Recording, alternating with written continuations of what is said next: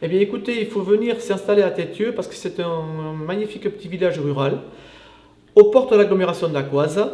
Donc nous avons une école, une pizzeria au feu de bois, une orthophoniste et également des arènes. Le village de Tétieux se situe à proximité des deux villes-centres, à moins de 10 minutes de Dax et de Saint-Paul-et-Dax, puisque nous sommes traversés par la départementale 824. Ensuite, sur la commune de Tétieux, nous avons donc une forêt de pins, de chênes, également de terres agricoles, mais nous avons l'Adour sur laquelle vous pouvez parcourir des sentiers sur le halage, que ce soit en vélo, à pied ou en VTT ou à cheval.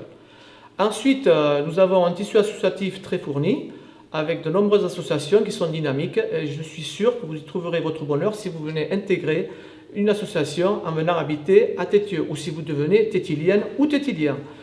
Nous avons également une tradition à Tétieux, c'est le 14 juillet. Le matin, la commune offre le pain et le vin à tous les habitants de la commune. L'après-midi, ou du moins en fin de soirée, un repas de tête de veau est offert à tous les habitants de la commune. Et je terminerai par dire que si vous venez habiter à Tétieux, il paraît que c'est un petit paradis. C'était une volonté de remettre aux normes les arènes et sur plusieurs critères. Donc il y avait la rénovation des loges, il y avait donc l'accueil du public, l'évacuation et l'évacuation du pluvial au sein des arènes pour un meilleur accueil lors des festivités. Donc on avait de gros doutes justement sur les infrastructures.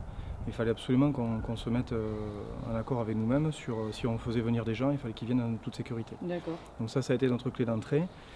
D'essayer de mobiliser justement autour de ce projet des bénévoles, puisqu'il fallait tenir entre autres justement des conditions financières, et c'est pas très simple à ce niveau-là.